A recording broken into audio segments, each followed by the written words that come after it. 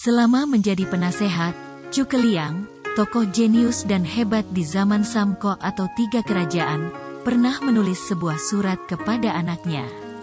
Isi surat yang ditulis 1800 tahun yang lalu itu, syarat dengan kebijakan yang tak lekang oleh waktu dan perubahan, di antaranya berisi tentang 10 kekuatan manusia, yaitu 1.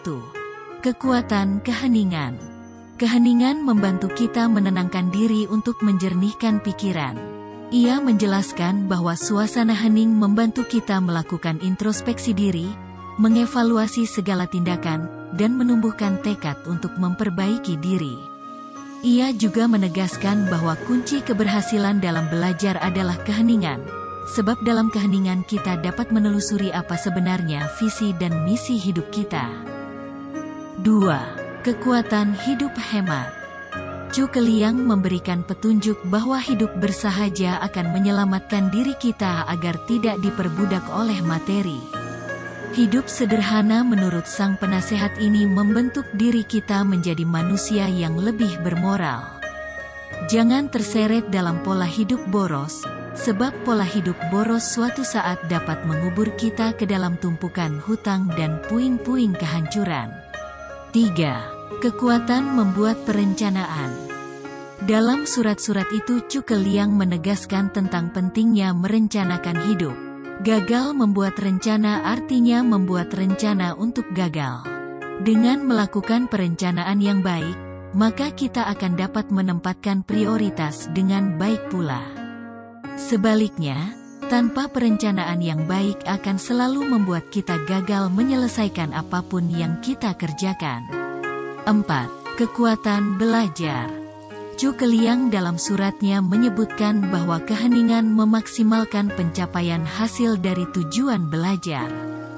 Ia meyakini bahwa kemampuan manusia bukan berasal dari pembawaan sejak lahir, melainkan merupakan hasil dari proses pembelajaran yang dilakukan dengan konsisten.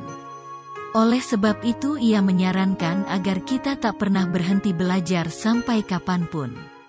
Sementara dalam proses pembelajaran, kerendahan hati akan sangat membantu kita menyerap dengan mudah ilmu pengetahuan yang dibutuhkan. 5. Kekuatan nilai tambah. Nasihatnya ini menekankan kita agar lebih banyak memberi, karena hal itu akan membuat kita lebih banyak menerima. Oleh sebab itu kita harus berusaha untuk selalu memberikan yang terbaik untuk orang lain, di antaranya kepada keluarga, kerabat, teman, konsumen, mitra bisnis, dan lain sebagainya.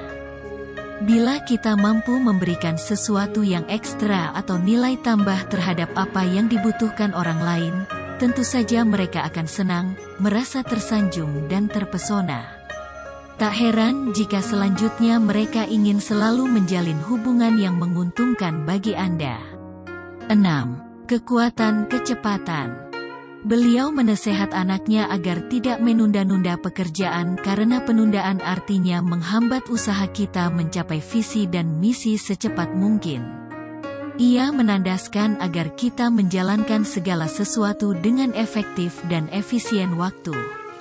Dalam hal ini sangat dibutuhkan kemampuan memanajemen waktu.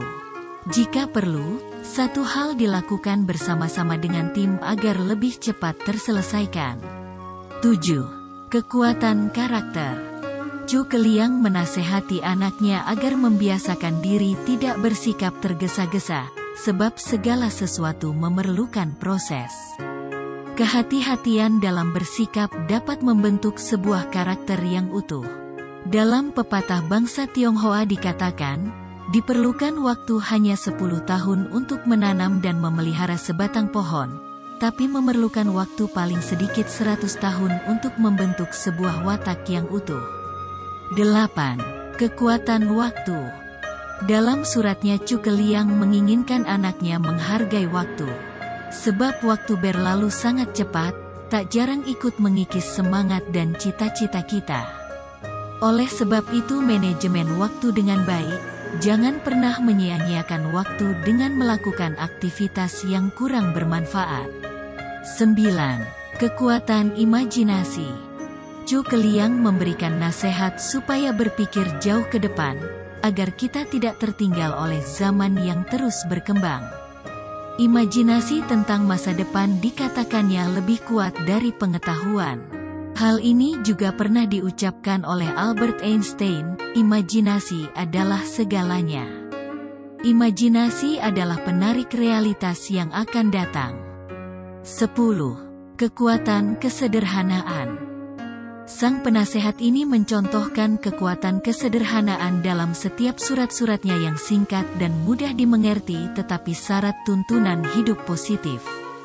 Tidak ada teori atau tuntunan hidup yang muluk-muluk, melainkan kebijaksanaan hidup yang sederhana.